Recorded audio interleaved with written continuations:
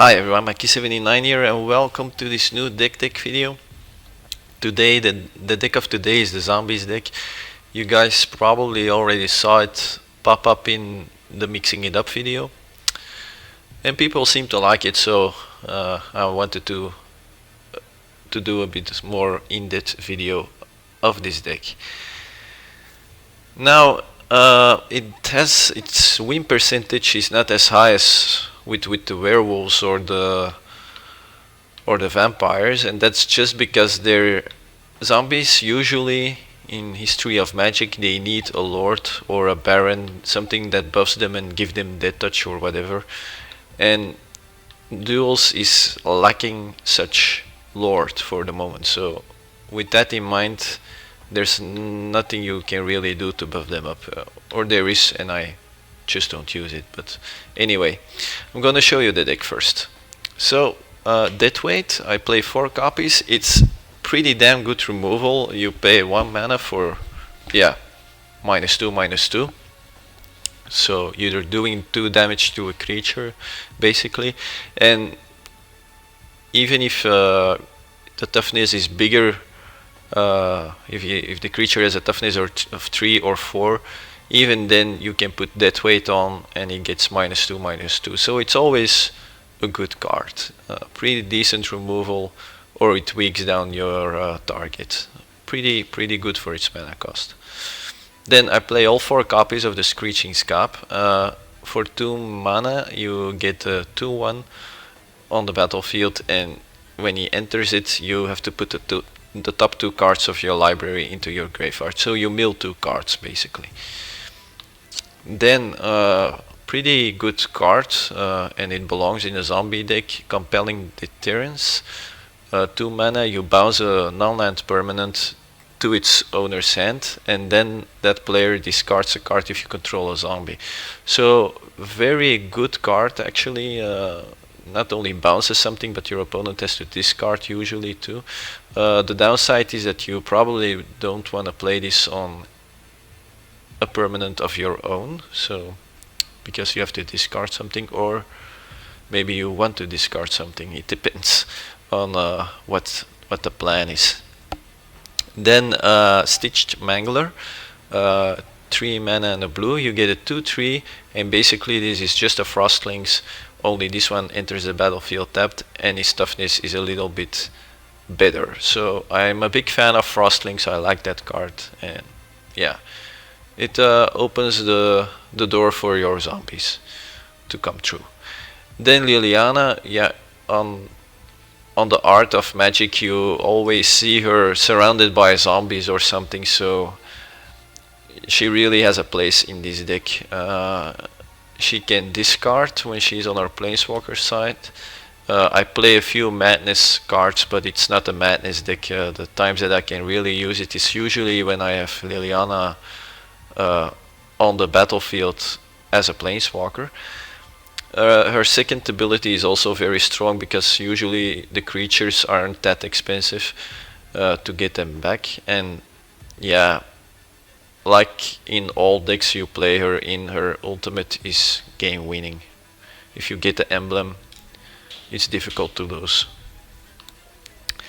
Then it's not a lord, but it's already something that's got some synergy with the zombies. So this one, he enters the battlefield with a +1/+1 counter for every zombie card in your graveyard. So it's got some with this, it's got some synergy because you put some cards in your graveyard already.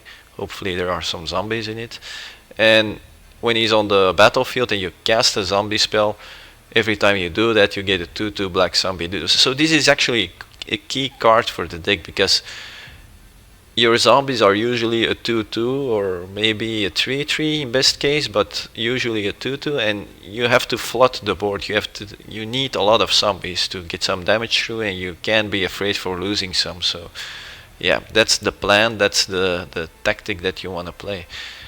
Yeah.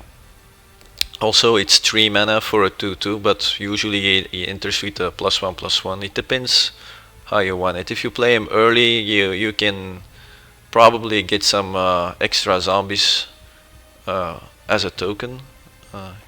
because he makes zombies, and if you play him later in the game, then he's probably a fatty. So it's always a good card, early game or late game. Then I played 2 Fleshbag Marauders. Yeah, it is a zombie and it is still a decent removal card. Yeah, and I just like it. And recurring this one with Liliana's ability is pretty damn good too. So 2 copies. Then the Prized Amalgam, the names sometimes. So for 3 mana, a blue and a black, you get a 3/3 zombie, but whenever a creature enters the battlefield, if it entered from your graveyard or you cast it from your graveyard, return him to the battlefield, tapped at the beginning of the next end step. So I don't play that much from my graveyard. I do play 1 copy of Necromantic Summons, just for the fun of it. But and Liliana, and that's actually it. But yeah, it is a 3/3, so he's already a little bit bigger than most zombies. It's a decent card on its own, and when the ability can trigger, it's a nice extra. Then I always like to have some card advantage, so catalog, draw 2 cards, discard. That way I can fill my graveyard with zombies that I don't need for the Colossus or whatever, for some graveyard synergy. Then 2 copies of the Drunau Corpse Trawler. Yeah, it's 4 mana, bit expensive for a 1/1, but he also produces a 2/2 black zombie creature token, which is pretty nice. So you get 3 power on the board divided, and when you pay 3 mana with a black, you can give a zombie death touch, which is pretty damn good, because yeah, you need to attack with all your zombies usually, and there are zombies that are going to die, and giving them death touch, that way they can pull down the bigger creatures with them. Then I just unlocked this one actually, Kalitas, Traitor of Ghet. Yeah, it is a vampire, so it's it's a bit yeah, it's the only vampire, it's the only non-zombie creature in the deck actually, and Liliana of course, but he does make zombie creature token, so it is still okay, I guess. But it's just a good card. When you sacrifice another vampire or zombie, put 2++ counters on Kalitas. So he's got some serious synergy with zombies or vampires. I also put them in my vampire deck recently. He's got lifelink, so he can help you get back some life if you need it, because usually you just keep attacking, you won't be blocking a lot. And yeah, if an opponent loses a creature, you exile that card and you get a black zombie, so pretty decent. Then also all 4 copies of the Undead Servant, because I do plan to get some zombies into the graveyard, either way with this card or with this card, for example. I think you can. I should get some value out of this one too. And in testing, it did. I also played that for 3 mana, the bird that flies there, the zombie bird. When he enters the battlefield, you have to mill 2 cards, and when he dies, you have to mill 2 cards too. And it's a damn good card, but if you see to the mana cost, if you see the curve, there are a lot of 3 mana cost cards, and yeah, I don't want that. So that's the reason why I play this one over the bird, because it's a 2-drop, it's more on curve. So if I drop that one and I put the zombie birds in, it's, yeah, you lose 4 cards at 2 mana cost, and you get 3 mana cost 4+, so, or 3. So no, it's not an option. It's to curve out better. Then all 3 copies of Gisa's Bidding. Yeah, the madness cost, usually you won't be able to use that, because if you play, for example, with this, you already need 6 mana. Sometimes it happens, and when it does, it's great. And of course, with Liliana's +1 ability, you can use it too. She's pretty great for that. But anyway, for 4 mana, you get 2 black zombies, and that's what we need. We need to have zombies all over the place. And from under the floorboards helps with that too.